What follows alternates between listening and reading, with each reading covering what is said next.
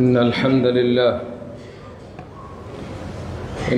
لله نحمده ونستعينه ونستغفره ونؤمن به ونتوكل عليه ونعوذ بالله من شرور أنفسنا ومن سيئات أعمالنا من يهده الله فلا مضل له ومن يضلل فلا هادي له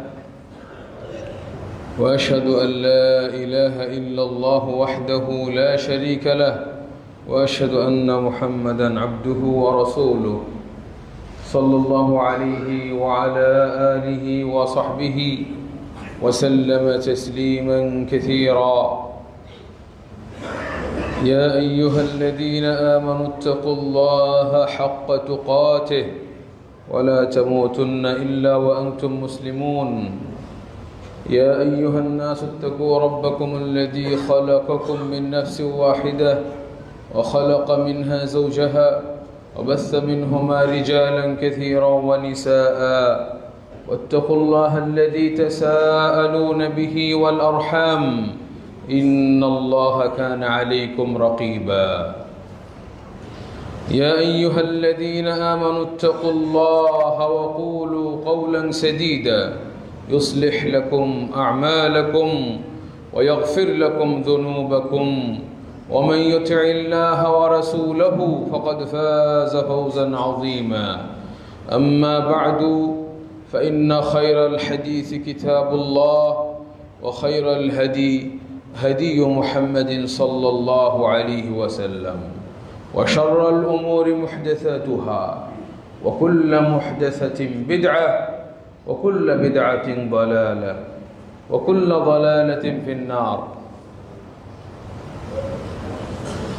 قال الله سبحانه وتعالى قد أفلح المؤمنون الذين هم في صلاتهم خاشعون والذين هم عن اللغو معرضون والذين هم للزكاة فاعلون والذين هم لفروجهم حافظون إلى آخر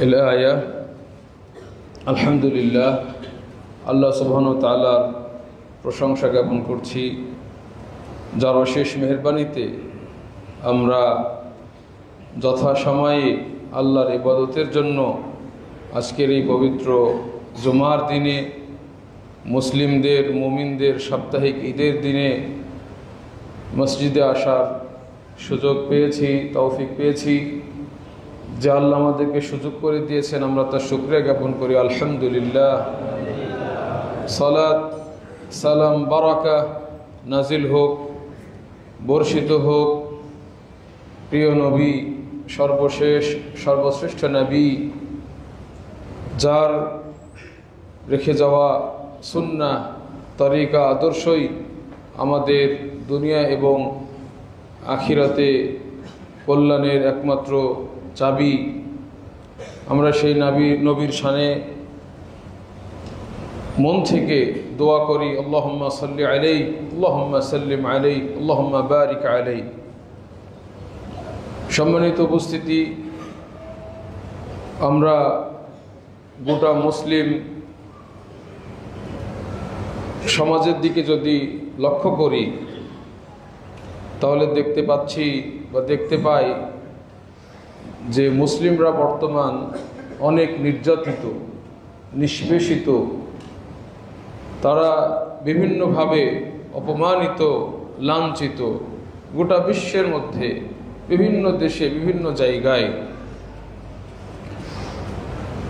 আজকে আমাদের বাংলাদেশে নির্যাতিত হয়ে নিষ্পেষিত হয়ে রোহিঙ্গারা অবস্থান করছে তারাও মুসলিম অনেক রোহিঙ্গা নিজ বাড়ি থেকে বিতাড়িত হয়ে সৌদি আরবেও এবং আরও বিশ্বের বিভিন্ন জায়গায় তারা বসবাস করছে বিতাড়িত হয়েছে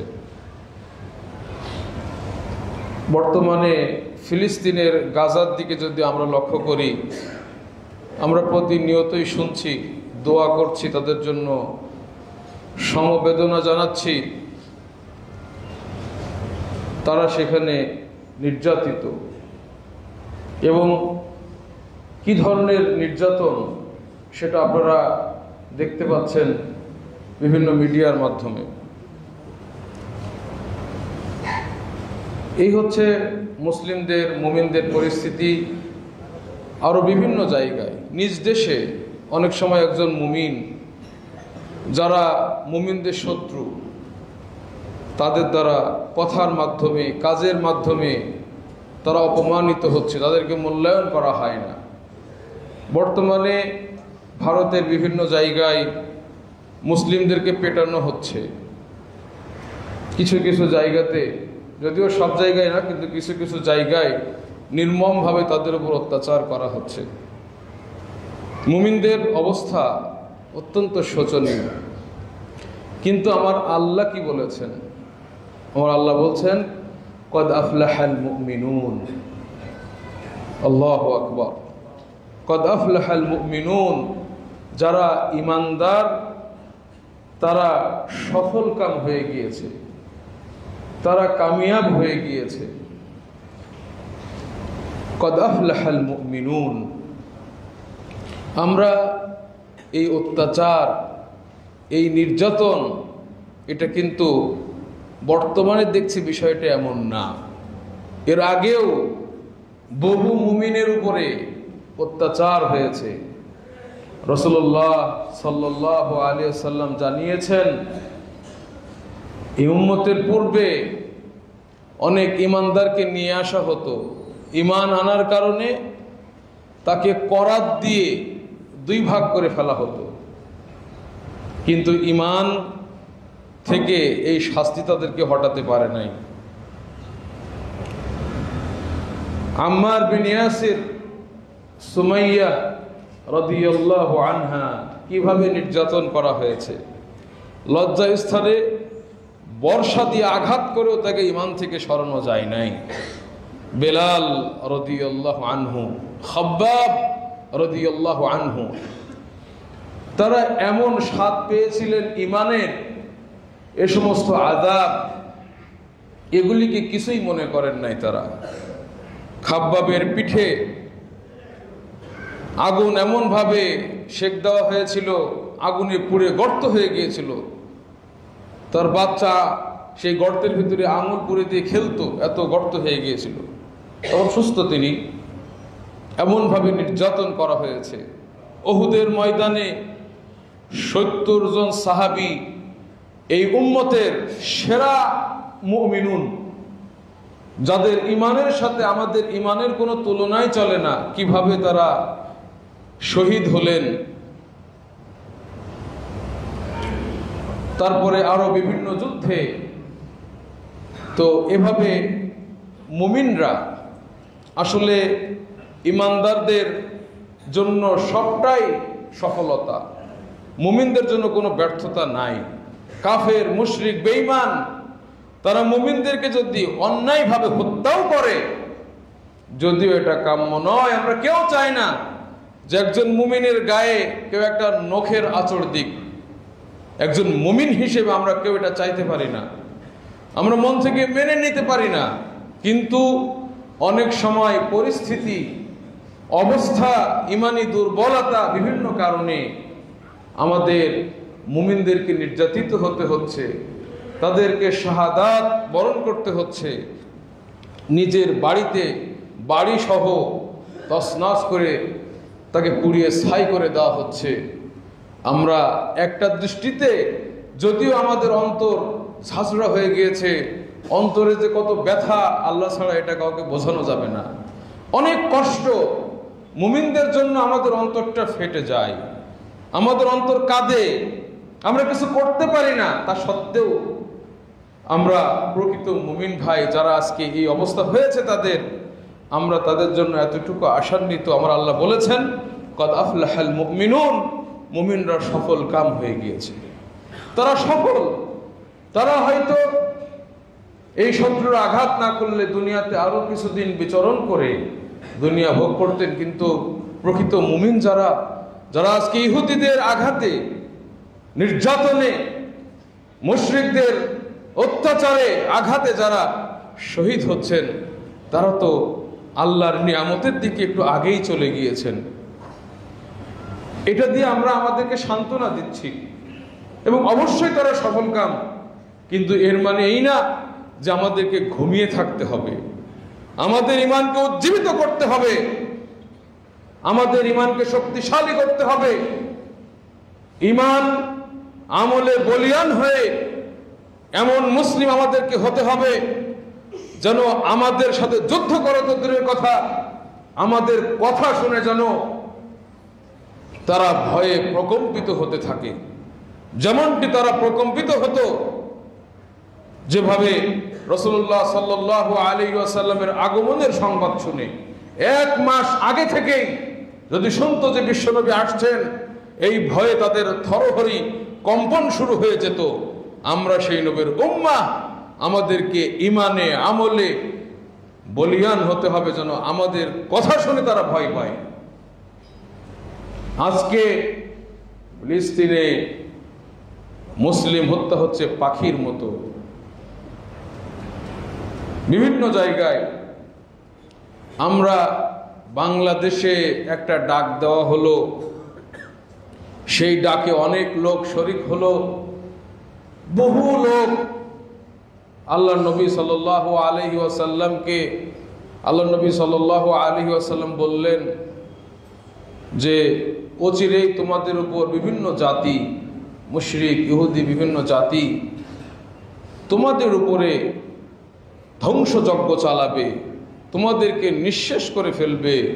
যেভাবে খাবার টেবিলে বসে নানা রকম খাদ্য একজন আর একজনকে ডেকে ডেকে খেয়ে শেষ করে।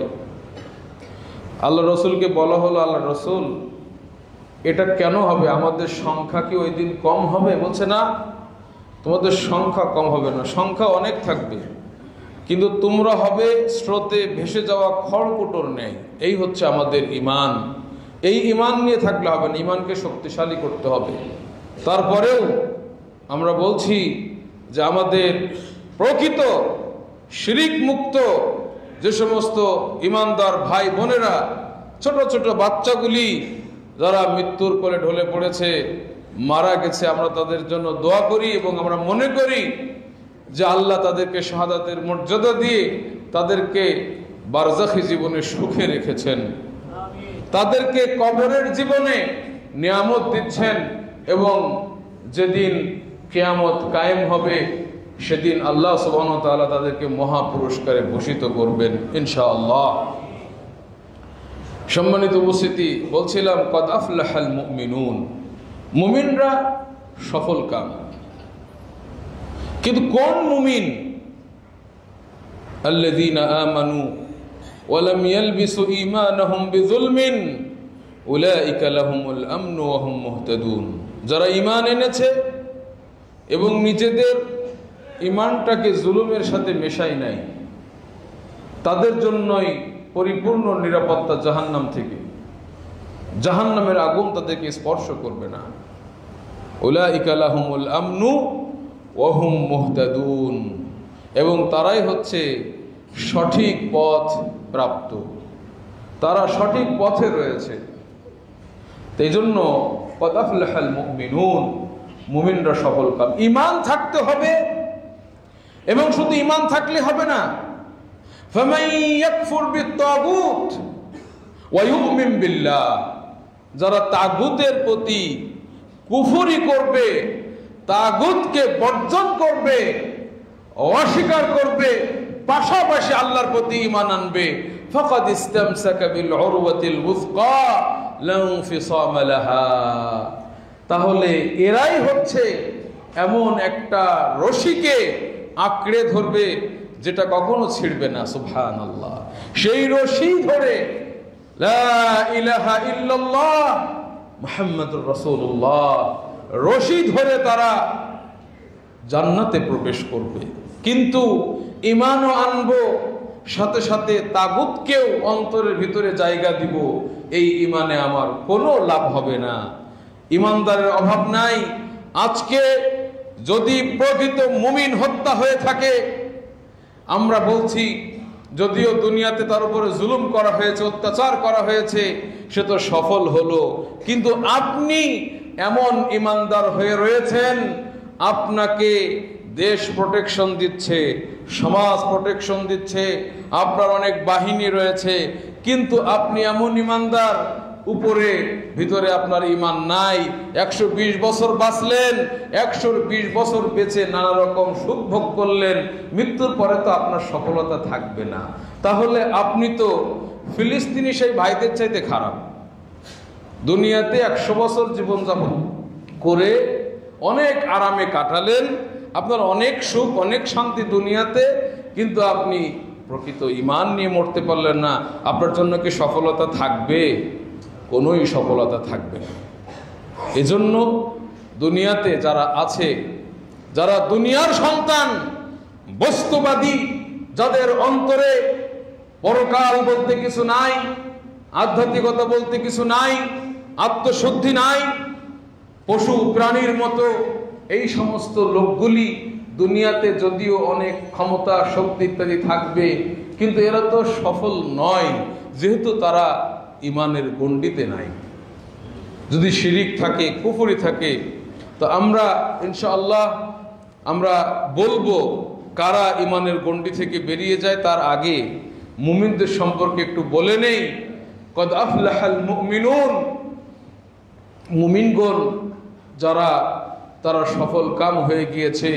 এই সফল কাম মুমিনদের বৈশিষ্ট্য হচ্ছে আল্লাযীনা হুম ফি সালাতিহিম খাশিউন, যে মুমিনরা তাদের সালাতের ভেতরে অত্যন্ত বিনয়ী হয়, তারা সালাতের ভেতরে অন্তরটা হাজির থাকে, আল্লাহ সুবহানাহু ওয়া তাআলার ইবাদত করে এমন ভাবে যেন আল্লাহকে সে দেখতে পাচ্ছে।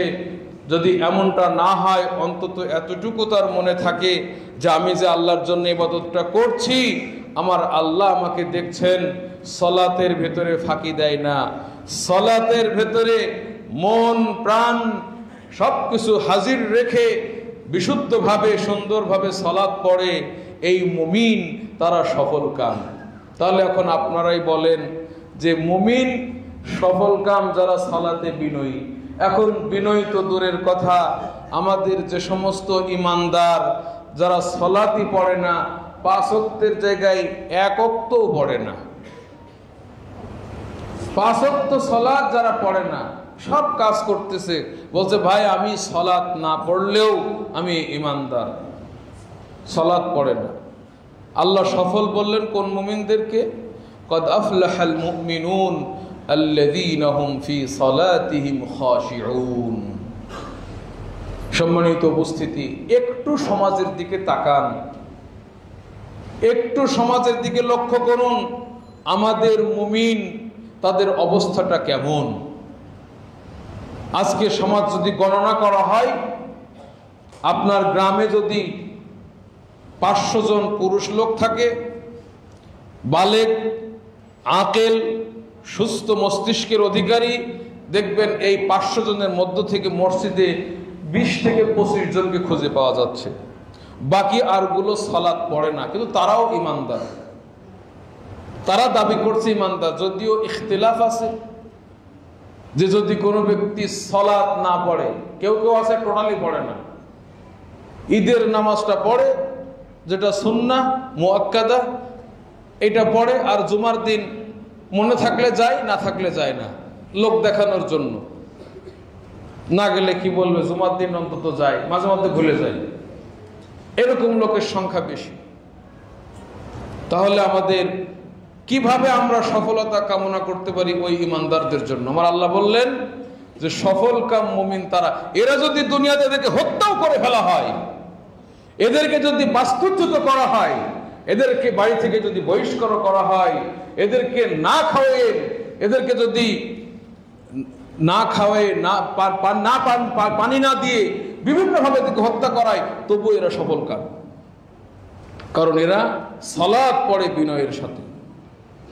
কদ আফলাহাল মুমিনুন আল্লাযীনা হুম ফি সালাতিহিম খাশিউন। কিন্তু আপনি ইমানদার, 5 ওয়াক্ত সালাত আপনি পড়েন না, মসজিদ মুখে আপনি হন না, আপনি অনেক শান্তিতে আছেন, অনেক দাপট, আপনি ব্যর্থ, মরার সাথে সাথে আপনার শুরু হয়ে যাবে। তাহলে সালাতের বিচার আল্লাহ রসুল সাল্লাল্লাহু আলাইহি সাল্লাম কিন্তু বলে দিয়েছেন, তোমাদের প্রত্যেকেই ছোট বাচ্চা যাদের রয়েছে, সন্তান ছেলে হোক মেয়ে হোক, 7 বছর বয়স যখন হবে তোমরা তাদেরকে সালাতের নির্দেশ করবে। 7 বছর বয়স থেকেই। এখানে অনেকেই আছেন হয়তো একদিনও সন্তানকে সালাতের কথা বলেন নাই। 7 বছর বয়স হলেই সালাতের নির্দেশ দিবে। 10 বছর বয়স যখন হবে তখন থেকে পেটানো শুরু করবে সালাত না পড়লে। 10 বছরের আগ পর্যন্ত আদেশ। 10 বছরের পর থেকে মায়ের শুরু হবে সালাতের জন্য। সালাত এমন একটা বিষয়, কারণ আপনার সফলতা নির্ভর করছে এই সালাতের উপর। কদ আফলাহাল মুমিনুন আল্লাযীনা হুম ফি সালাতিহিম খাশিউন ওয়াল্লাযীনা হুম আনিল লাগবি মুরিদুন। এবং তাদের আরেকটা বৈশিষ্ট্য, যারা অনর্থক, যেটাতে কোনো ফায়দা নেই এরকম কথা এবং কাজ থেকে দূরে সরে থাকে। কথাটা বৈধ, কাজটাও বৈধ, কিন্তু সেই কাজ করলে আপনার দুনিয়াতেও কোনো লাভ নেই, পরকালের জন্য কোনো লাভ নেই। যারা সফলকাম মুমিন তারা এইরকম কাজ থেকে দূরে থাকে। তাহলে এরা এরকম কাজ থেকে যদি দূরে থাকে, তাহলে হারাম কাজ থেকে তারা কি পরিমাণ দূরে থাকে। আজকে আমাদের দেশে একটা শ্রেণী, একটা প্রজন্ম, তারা টিকটক হয়ে গিয়েছে। তাদের সকাল সন্ধ্যা একটাই কাজ। তাদের ইমানও বোঝে না, আমলও বোঝে না, একটু সুযোগ পেলেই তারা ওই মোবাইল নিয়ে পড়ে আছে। মোবাইল আসক্ত এমনভাবে। আচ্ছা, এই টিকটকে শুধু কি হাস্যকর জিনিস থাকে? যদিও বলা হয়েছে যে ব্যক্তি একটা মিথ্যা অভিনয় করে, মিথ্যা কথা বলে মানুষকে হাসানোর জন্য, সেও শাস্তি পাবে। যে এমন কথা বললো যেটা বাস্তব না, অভিনয় করলো মানুষকে হাসানোর জন্য, সে মিথ্যুক। তাহলে শুধু সেখানে এটা তো থাকে না, অনেক সময় অশ্লীলতা, বেহায়াপনা এগুলো থাকে। তাহলে সেইগুলো নিয়ে যারা ব্যস্ত থাকে, সেগুলো যদি বিরত না থাকে, তাহলে সফল কাম আমাদের কিভাবে আসবে? কিভাবে আমাদের সফলতা আসবে? যারা বৈধ কিন্তু উপকার নাই এটাকে ছাড়তে পারে, ওই মুমিনরা কত স্মার্ট যে হারামের ধারের কাছে তারা কখনো যাবে না। এই সমস্ত অনর্থক বিষয় থেকে তারা দূরে থাকবে। কথা হোক, কাজ হোক। এরকম একজন মুমিনকে যদি পিটিয়ে তার বাড়ি থেকে বের করে হত্যা করা হয়, তাও সে সফল কাম, সে সফল। সে পরকালে কদিন পরে যাওয়ার চাইতে কদিন আগে চলে গেছে। কিন্তু আমরা যারা এগুলো নিয়ে ব্যস্ত, আমাদের জন্য তো ব্যর্থতা। আমরা নিজেদের জন্য আমাদের মার্চ করা দরকার। আমরা আমাদের সালাত আমরা পড়ছি না, ইমান নিয়ে টানাটানি, আমরা মার্চ করতে যাচ্ছি আর একজনদের জন্য। তারপরও করেছে একটা ভালো জিনিস, সেখানেও আবার অনেকে চুরি চামারি করেছে। ইন্না লিল্লাহ। একটা কাজ করতে গিয়েও সেখানেও শান্তি নেই। ওয়াল্লাযীনা হুম লিয-যাকাতি ফাঈলুন। এই মুমিনদের বৈশিষ্ট্য, তারা কি করে? নিজেদের সম্পদের যাকাত দেয়। এই জিনিসটা আপনি ধনীদেরকে খুঁজে বেড়ান। অনেক ধনী লোক রয়েছে, কয়জন ধনী আছে নিজের সম্পদ হিসাব করে যাকাত দেয়? কয়জন আছে? অথচ আম্মা জান আয়েশা রাদিয়াল্লাহু আনহা বলছেন, যদি কোনো সম্পদ থেকে যাকাত বের না করা হয়, ওই সম্পদ আজ হোক কাল হোক ধ্বংস হবেই, থাকবে না। ওই যাকাতটাই সম্পদকে পুরা খেয়ে ফেলবে। আহলাকাত। তো এই সফলকাম মুমিন এরা নিজেদের সম্পদের যাকাত প্রদান করে। এমনকি নিজেদের, আয়াতের ব্যাখ্যায় উলামাগণ বলেছেন, নিজেদের অন্তরে যে সমস্ত ব্যাধি রয়েছে, নিজেদের যে সমস্ত কুকর্ম রয়েছে, এগুলো থেকে নিজেদেরকে পবিত্র করে। এরা হচ্ছে সফল কাম। ওয়াল্লাযীনা হুম লিয-যাকাতি ফাঈলুন। ওয়াল্লাযীনা হুম লিফুরুজিহিম হাফিযুন, এবং সফলকাম মুমিন এরা পাশাপাশি নিজেদের লজ্জাস্থানকে হেফাজত করে।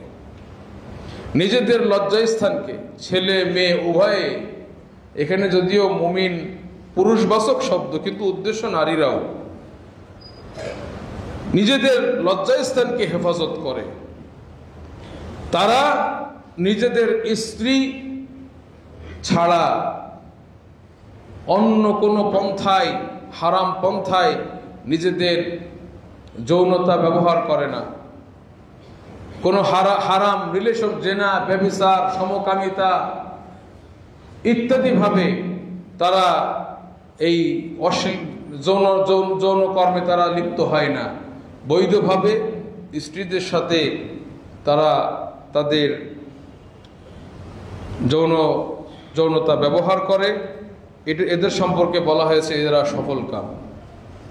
ইল্লা আলা আজওয়াজিহিম আও মা মালাকাত আইমানুহুম, দাসী এখন নাই এটা, ফাইন্নাহুম গায়রু মালুমিন। যদি কোনো ব্যক্তি স্ত্রীর সাথে মিলন করে সেটা তো তিরস্কারের বিষয় না, কিন্তু অনেকে আছে আমাদের মুসলিম সমাজে আমরা দেখি একটার সাথে একটা সম্পৃক্ত। যখন সে সালাত ছেড়ে দিল তখন বাকিগুলোর পথ খুলে গেল, তখনই পরকীয়া শুরু হলো, ছেলে মেয়ে, অশ্লীলতা, বেহায়াপনা। এমনকি বর্তমানে অনেক আমাদের ছাত্রীরা, বলা হচ্ছে এগুলি সত্য মিথ্যা আল্লাহ ভালো জানেন, কিন্তু অনেক সময় ধরাও পড়তেছে, বিভিন্ন ইউনিভার্সিটিতে, বিভিন্ন কলেজে নিজেদের জীবনকে স্মার্ট করার জন্য তারা অন্যায় পথ বেছে নিচ্ছে মেয়েরা, টাকা পয়সা ইত্যাদির বিনিময়ে। নাউজুবিল্লাহ, একটার সাথে একটা জড়িত। তো এই যে বিষয়টা, এটা তো সফলতা নিয়ে আসবে না। এগুলি এভাবে আস্তে আস্তে তারা ব্যর্থতার দিকে চলে যাবে। মৃত্যুর পর তারা কঠিনভাবে ব্যর্থ হবে। ফামান ইবতাগা ওয়ারাআ যালিকা ফাউলাইকা হুমুল আদুন। বৈধভাবে স্ত্রী ছাড়া যদি কেউ অন্যায় পথে এভাবে পরকীয়া করে পরনারীর সাথে অন্যায় কাজে লিপ্ত হয়, এরা হচ্ছে সীমা লঙ্ঘনকারী। এরপরে আল্লাহ বলছেন ওয়াল্লাযীনা হুম লিআমানাতিহিম ওয়া আহদিহিম রাউন, যারা তাদের আমানত দুই প্রকার। একটা হচ্ছে যেটা আল্লাহ সুবহানাহু ওয়া তাআলা আমাদেরকে আদেশ এবং নিষেধ দিয়েছেন, এটা একটা আমানা, এই আমানতকে যারা হেফাজত করে। এবং আরেকটা আমানত হচ্ছে মানুষের আমানত, মানুষের সাথে, মানুষের অর্থ সম্পদ যেটা আমার কাছে গচ্ছিত আছে, আমার কাছে জমা রেখেছে, অথবা মানুষের যে অর্থ সম্পদ আমার কাছে তারা পাবে, এটা আমানা। এমনকি বিভিন্ন দায়িত্বশীলতা, বিভিন্ন যেমন সরকারি বিভিন্ন পদ, এগুলি জনগণের জন্য আমানা। যদি এগুলো দায়িত্ব পালন না করে ব্যর্থ, আর যদি তারা এগুলি পালন করে দুনিয়াতেও সফলতা, মৃত্যুর পরেও সফলতা। ওয়াল্লাযীনা হুম আলা সালাওয়াতিহিম ইউহাফিজুন, পরিশেষে আল্লাহ আবারও বলছেন যারা নিজেদের সালাতকে কি করে, হেফাজত করে। আবারও সালাতের কথা বললেন, উলাইকা হুমুল ওয়ারিসুন, এরা হচ্ছে উত্তরাধিকারী। কিসের? আল্লাযীনা ইয়ারিসুনাল ফিরদাউসা হুম ফিহা খালিদুন, এরা জান্নাতুল ফেরদৌসের উত্তরাধিকারী হবে এবং সেখানে তারা স্থায়ীভাবে বসবাস করবে। সম্মানিত উপস্থিতি, আমরা ইমানদারদের বৈশিষ্ট্য শুনলাম। এখন অত্যন্ত সংক্ষেপে এই ঈমান কিভাবে নষ্ট হয়ে যায় কয়েকটি বিষয় আমরা জানব। কারণ যেমন আমরা ওযু করলে ওযু নষ্ট হয়ে যায় বিভিন্ন কারণে, এটা আমরা অনেকেই জানি। একইভাবে ঈমান আনলে ঈমানও নষ্ট হয়ে যায় বিভিন্ন কারণে, এটা আমাদের জানা দরকার রয়েছে। না হলে অনেকে আছে সালাত খুব সুন্দর করে পড়ে, কান্নাকাটি করে, জেনাও করে নাই, মদও খায় নাই, মানে যে কাজগুলি বলা হলো এই সূরা মুমিনুনের, যে কাজগুলির কথা বলা হলো, বৈশিষ্ট্যের কথা, এগুলি সব পাওয়া গেল, কিন্তু ঈমানটা নাই শুধু। তাহলে এই সালাত পড়ে, যাকাত দিয়ে, হজ করে কোনো লাভ হবে না, সব কিছু বরবাদ। প্রথম যেটা, সেটাই যদি আমার ঠিক না থাকে তাহলে আমার কি সফলতা আসবে? আসুন আমরা সংক্ষেপে, খুবই সংক্ষেপে জানবো। 1 নাম্বার যে কাজটা করলে আপনার ঈমান, আমার ঈমান নষ্ট হয়ে যাবে, প্রথমটা হচ্ছে আল্লাহর সাথে শিরিক করা। আল্লাহর সাথে শিরিক করলে ঈমান কিন্তু আর থাকবে না। আজকে আমরা যদি আমাদের বাংলাদেশে দেখি তো অন্তরটা ফেটে যায়। কি আর গাজার জন্য আমরা দুঃখ করব? সবচেয়ে বড় দুঃখ আমার দেশেই তো বহু মুশরিকের ছড়াছড়ি। বহু মুশরিক আমার দেশে দাড়ি রেখে হজ করতে গিয়ে বলে আমি আল্লাহকে চিনি না, আল্লাহকে আমি দেখি নাই, আমি রসুলের আশেক। নাউজুবিল্লাহ। এইরকম কথা এই বাংলার জমিনের মানুষ বলে।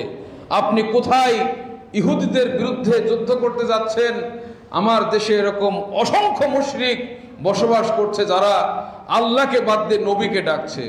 এমনকি নবী তো দূরের কথা, এই দেশে অসংখ্য মানুষ রয়েছে যারা আল্লাহকে বাদ দিয়ে পীরের কাছে সাহায্য চাচ্ছে। তাহলে আপনি আমি কি ভেবেছি? আমরা ভাবছি যে সবাই ঈমানদার।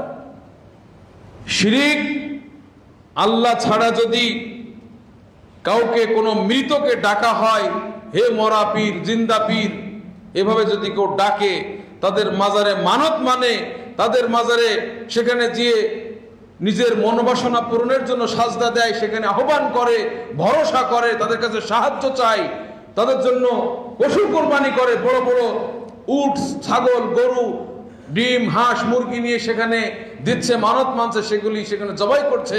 এগুলি সব শিরক, এবং এগুলি যারা করে যারা মুশরিকুন, বড় শিরক এগুলি।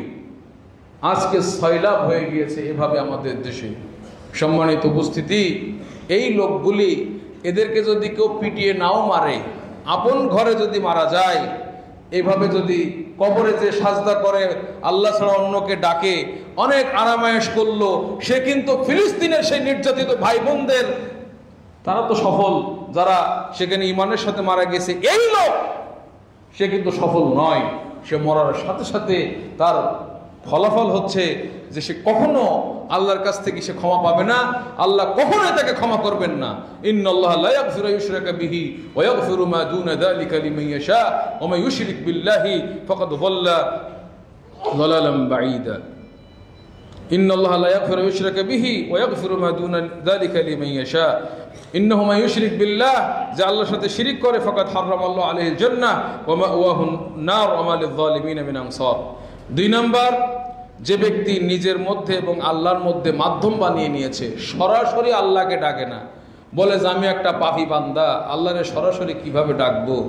তাই তারা বিভিন্ন মাধ্যম বানিয়ে, বিভিন্ন পীর, মরা পীর, জিন্দা পীর, এগুলো বানিয়ে তাদের কাছে তাদেরকে ডাকে যে আপনি, আমার ছেলে হারিয়ে গিয়েছি, আমার বাচ্চা হয় না, আমার এই সমস্যা সেই সমস্যা, এদেরকে মাধ্যম বানায়, তাদের মাধ্যমে তারা চায়, সরাসরি আল্লাহর কাছে চায় না, তাদের কাছে সুপারিশ চাই। মদিনায় গিয়ে বলে, হে আল্লাহ রসুল, আপনার কাছে সুপারিশ চাচ্ছি। নাউজুবিল্লাহ।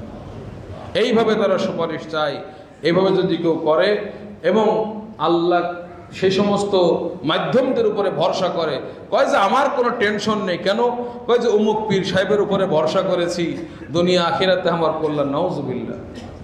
যদি কোনো ব্যক্তি এভাবে কারোর উপরে ভরসা করে আল্লাহকে বাদ দিয়ে, সে মুশরিক, কাফের, ঈমান থাকবে না। এবার আপনারা খুঁজে বেড়ান বাংলাদেশে, আপনি এরকম লোক কতগুলি আছে। তারপরে যে ব্যক্তি মুশরিকদেরকে মুশরিক মনে করে না, বলছে কিসের আবার, যারা শিয়া, আবার কিসের শিয়া সুন্নি, কোনো পার্থক্য করা ঠিক না, সবই মুসলিম। নাউজুবিল্লাহ।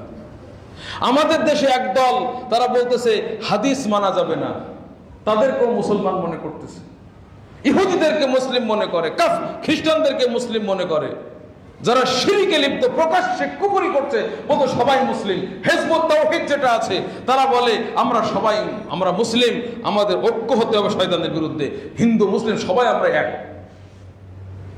এরকম দলে যারা যোগ দিচ্ছে, এদেরকে যদি কেউ মনে করে যে না তারাও মুসলিম, ঈমান থাকবে, ঈমান থাকবে না। প্রকাশ্যে এরা কাফের। যারা নাকি বলে যে আমরা হিন্দু মুসলিম কোনো পার্থক্য নেই, আমাদেরকে ঐক্যবদ্ধ হতে হবে শয়তানের বিরুদ্ধে, তো বড় শয়তান। হিন্দু মুসলিম পার্থক্য নাই, নাউজুবিল্লাহ। বলতে সবাই মানুষ হিসেবে আমরা সবাই, আমাদের কোনো ভেদাভেদ নাই, আমরা সব আল্লাহর দাসত্ব করবো, শয়তানের বিরোধিতা করবো, সব মানুষ আমরা সমান। এইভাবে মুশরিকের অভাব নাই। বর্তমান শিয়ারা যারা বলে যে তারা যদি কোনোভাবে ক্ষমতা পায় মক্কা মদিনার আল্লাহ রসুলের স্ত্রী আমাদের আম্মাজান আয়েশা সিদ্দিকা রাদিয়াল্লাহু আনহাকে কবর থেকে বের করে তার উপরে জানার শাস্তি কায়েম করবে, নাউজুবিল্লাহ। এই শিয়ারা ইমানদার থাকে কিভাবে? আল্লাহ রসুলের বিছানাকে যারা কলুষিত করে, কলঙ্কিত করে, আজকে তাদেরকেও যদি আমরা মনে করি এরকম, যেখানে তারা বলে জিব্রাইল ভুল করে আলীর কাছে না এসে রাসূলের কাছে গেছে, নাউজুবিল্লাহ। এদের কুফর নিয়ে যদি কেউ সন্দেহ করে সেও কাফের। সম্মানিত উপস্থিতি, 4 নম্বর, যদি কোনো ব্যক্তি মনে করে বিশ্বনবী মুহাম্মদুর রাসূলুল্লাহ সাল্লাল্লাহু আলাইহি সাল্লামের যে আদর্শ এর চাইতে অন্যের আদর্শ বেশি উত্তম, বেশি সুন্দর, যেমন গৌতম বুদ্ধ, আরো অমুক তমুক, বর্তমানে তো আমাদের দেশে একদল তৈরি হয়ে গিয়েছে, এখন এগুলো সব গর্তে ঢুকেছে। আল্লাহ রসুলের আদর্শ কোনো নাম মুখে নিত না, তারা বাংলাদেশে অমুক অমুক নেতার আদর্শ বাস্তবায়ন করতে চায়, অমুক নেতার সৈনিক তারা, এইভাবে তারা বলছে যে রসুলের আদর্শ এই যুগে আর চলে না, সেটা সে যুগে চলতো, সেই মরুভূমিতে সেখানে বালু ছিল ইত্যাদি, এই যুগে কি রসুলের আদর্শ চলে? এইরকম যারা বলে এদের ঈমান নাই। সম্মানিত উপস্থিতি, যারা রাসূলের আনিত কোনো বিধানকে ঘৃণা করে, সে যদি নিজে আমলও করে সেও কাফের, ঈমান থাকবে না। তাহলে এই সমস্ত লোকগুলি যদি হজও করে, যেগুলো সূরা মুমিনুনে বলা হলো, এরা ব্যর্থ, এরা দুনিয়াতে যতই সুখে থাক, আমাদের ফিলিস্তিনের নির্যাতিত ভাই বোনদের চেয়ে নিকৃষ্ট, এরা যতই ঈমানদার দাবি করুক নিজেদেরকে। সম্মানিত উপস্থিতি, যে ব্যক্তি দ্বীনে ইসলামের কোনো বিষয় নিয়ে, রাসূলের দ্বীনের কোনো বিষয় নিয়ে, সওয়াব নিয়ে, শাস্তি নিয়ে যদি কেউ ঠাট্টা মশকরা করে, সেও কাফের। এগুলি সব দলিল রয়েছে। জাদু, আজকে অনেকেই জাদুতে আসক্ত, ছেলে মেয়ে ইত্যাদি, স্বামী স্ত্রীর মধ্যে মিল করার জন্য, একটা মেয়েকে বসে আনার জন্য, একটা ছেলেকে বসে আনার জন্য অনেকে জাদুর আশ্রয় নিচ্ছে। এগুলো সব, এরকম যদি কেউ করে সে কাফের। জাদুর যদি কেউ গ্রহণ করে, সম্মানিত উপস্থিতি, মুসলিমদের বিরুদ্ধে যদি কেউ মুশরিকদেরকে সাহায্য সহযোগিতা করে, সেও কাফের। মুসলিমদেরকে হত্যা করার জন্য, মুমিনদেরকে ধ্বংস করার জন্য মুসলিম কিছু লোক তারা কাফেরদের সাথে হাত মিলিয়েছে, ঈমান থাকবে না। এরপরে যে ব্যক্তি মনে করে যে উনি এত বড় পণ্ডিত হয়ে গিয়েছে, অন্যান্য লোকরা রসুলের শরীয়ত মানবে, তার মানার দরকার নাই, এরকম আছে না কিছু, কয় যে সে ইবাদত করতে করতে এত বড় একটা পর্যায়ে গেছে, এখন তার আর সালাত পড়া লাগে না, এত বড় পীর সাহেব হয়েছে, তার জন্য সব কিছু হালাল, তার জন্য কোনো হারাম নাই। এরকম কিছু লোক সমাজে আছে, এরাও কাফের। সর্বশেষ যেটা গুরুত্বপূর্ণ, যদি কোনো ব্যক্তি আল্লাহর দিন থেকে মুখ ফিরিয়ে নেয়, আল্লাহর দিন থেকে কই দিন পালন করে কে ধনী হয়েছে? আমাদের ছেলে মেয়েরা আমাদের সমাজে আজকে এগুলি বলে, এই দিন তারা শিক্ষাও করে না, আমলও করে না, গোটা দিন থেকে মুখ ফিরিয়ে নিয়েছে, এরা কাফের।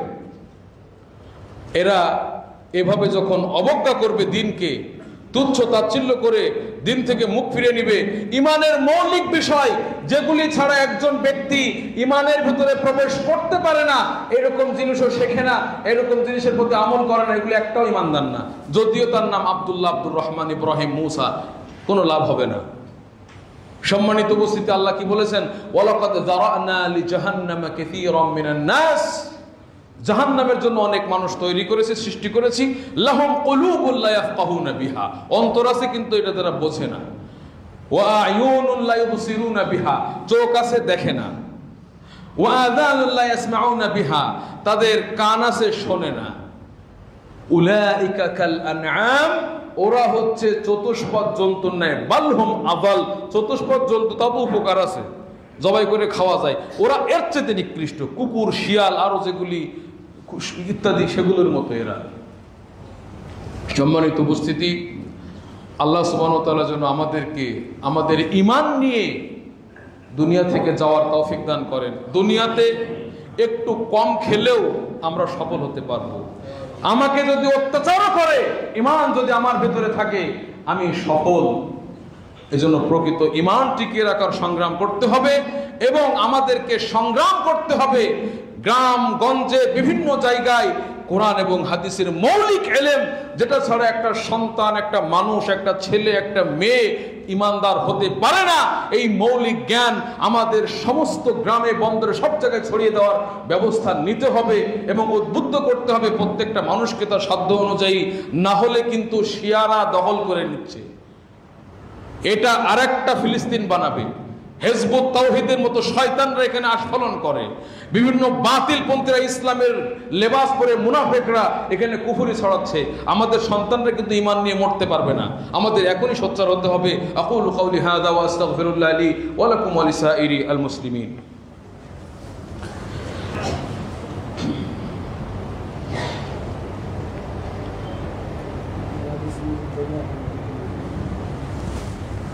الحمد لله رب العالمين والصلاة والسلام الأتمان الأكملان على المبعوث رحمة للعالمين وعلى آله وصحبه ومن تبعهم بإحسان إلى يوم الدين।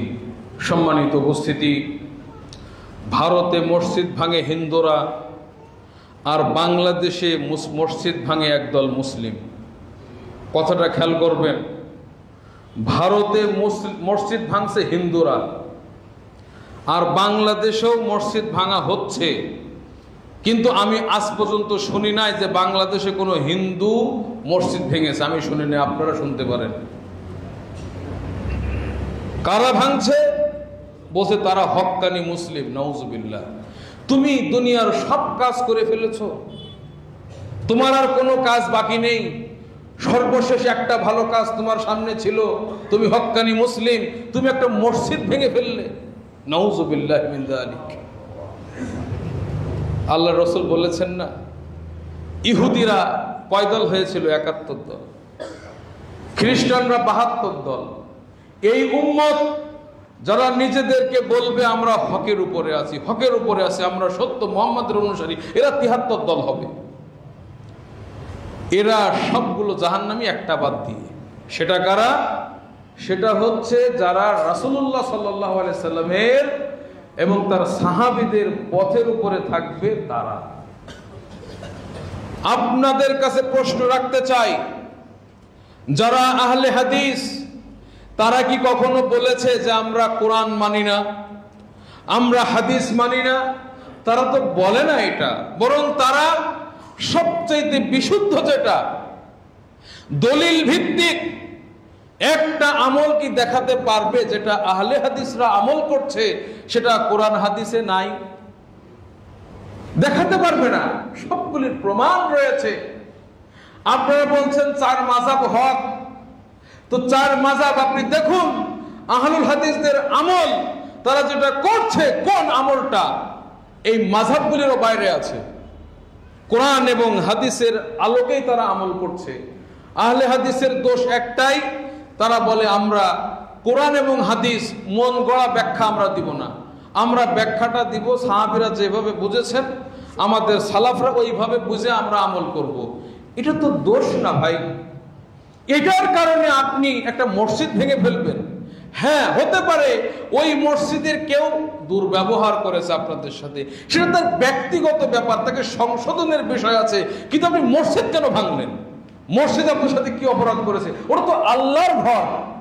মসজিদ ভাঙ্গা মানে আপনি আল্লাহর ঘরে আপনি আঘাত করলেন। আপনি কেমন মুসলিম? কেমন মুসলিম আমরা হলাম যে আমরা আল্লাহর ঘর ভেঙে দিচ্ছি? সম্মানিত উপস্থিতি, এটাই হচ্ছে পার্থক্য। আমাদেরকে ঐক্যবদ্ধ করতে পারে আমাদের ঈমান। আজকে আহলে হাদিসদের আকীদা, তারা যেটা বিশ্বাস করে আলহামদুলিল্লাহ শিরিক মুক্ত, শিরিকের গন্ধ সেখানে নাই। আপনার ভিতরে শিরিক, আপনি সংশোধন হন, আপনার আমলে সমস্যা, আহলে হাদিসরা লেটেস্ট জিজ্ঞাসা করে যখন দেখে যে এই আমলটা ভুল ছিল, তারা প্রস্তুত এটা বাদ দিয়ে সঠিকটা গ্রহণ করতে। এটা আহলে হাদিসদের বৈশিষ্ট্য। এটা তো প্রত্যেকের বৈশিষ্ট্য হওয়া দরকার। যখন আমি বুঝতে পারবো এটা ভুল, আমি ওটা ছেড়ে দিব। এটা নিয়ে তো মারামারির বিষয় নেই। সম্মানিত উপস্থিতি, আমাদেরকে এখনো আমাদের সময় রয়েছে।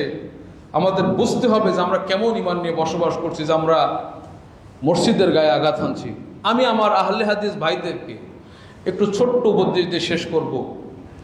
আল্লাহ সুবহানাহু ওয়া তাআলা কোরআনের কারিমে বলছেন, ওয়ালা তাসুব্বুল্লাযীনা ইয়াদউনা মিন দুনিল্লাহ, যারা আল্লাহকে বাদ দিয়ে বিভিন্ন মাবুদকে ডাকে, পীর, মাজার, বিভিন্ন উপাস্য ইত্যাদিকে আল্লাহকে বাদ দিয়ে যারা অন্যদেরকে ডাকে, তোমরা এই সমস্ত লোকদের নিন্দা করো না, তাদেরকে গালিগালাজ করো না, তাদের মন্দ চর্চা করো না। কেন? এটা তো ভালো, ওরা খারাপ কাজ করতেছে, মন্দ তো নিন্দা তো করবোই। বলছে না, আল্লাহ বলছেন তোমরা এটা করো না। ফায়াসুব্বুল্লাহ, তারা আল্লাহকে গালি দিবে। আদওয়ান বিগাইরি ইলম, যেহেতু জাহেল, বোঝে না, ইলম নাই, শত্রুতা করে আল্লাহকে গালি দিবে। এই জন্য আমরা বলবো আহলুল হাদিস আলহামদুলিল্লাহ দিন দিন সমাজে ছড়িয়ে পড়ছে, কারণ এটা তো সত্য। হক যখন এসে যাবে, হকের গতি তো রোধ করা যাবে না, ছড়িয়ে পড়বে। আমাদের ধৈর্যের সাথে, হিকমতের সাথে কাজ করতে হবে। আমি সঠিক আকীদাটা সুন্দর করে বলবো, বাতিল আকীদাটাও আমি বলে দিব, কিন্তু বলবো না কারণ নাম ধরে ও হলো মুশরিক। ব্যক্তিকে আমরা বলবো না, আমরা ব্যক্তিকে গালি দিব না। তাহলে কি তারা কিন্তু ওই একইভাবে আল্লাহকে যেখানে গালি দিতে তারা দ্বিধা করবে না, আল্লাহর মসজিদ তো ভাঙবেই।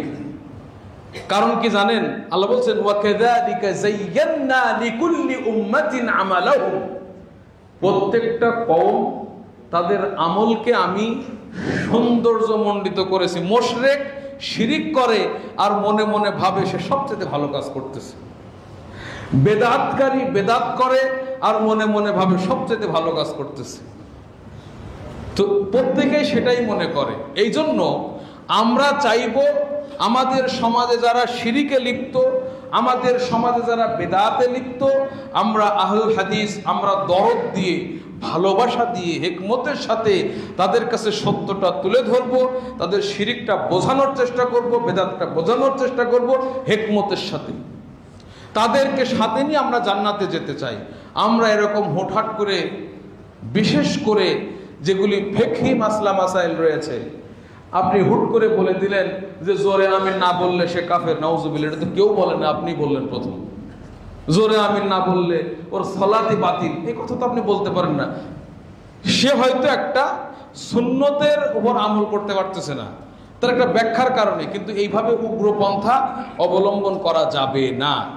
আমাদেরকে সুন্দরভাবে, শান্তিপূর্ণভাবে হকের দাওয়াত এটা পৌঁছাতে হবে। আল্লাহ সুবহানাহু ওয়া তাআলা আমাদেরকে তৌফিক দান করুন, আমিন। ইন্নাল্লাহা ওয়া মালাইকাতাহু ইউসাল্লুনা আলান নবী ইয়া আইয়ুহাল্লাযীনা আমানু সাল্লু আলাইহি ওয়া সাল্লিমু তাসলিমা। আল্লাহুম্মা সাল্লি আলা মুহাম্মাদ ওয়া আলা আলি মুহাম্মাদ কামা সাল্লাইতা আলা ইব্রাহিম وعلى آل إبراهيم إنك حميد مجيد. اللهم بارك على محمد وعلى آل محمد كما باركت على إبراهيم وعلى آل إبراهيم إنك حميد مجيد. ربنا آتنا في الدنيا حسنة وفي الآخرة حسنة وقنا عذاب النار. ربنا لا تزغ قلوبنا بعد إذ هديتنا وهب لنا من لدنك رحمة إنك أنت الوهاب. إن الله يأمر بالعدل والإحسان وإيتاء ذي القربى وينهى عن الفحشاء والمنكر والبغي يعظكم لعلكم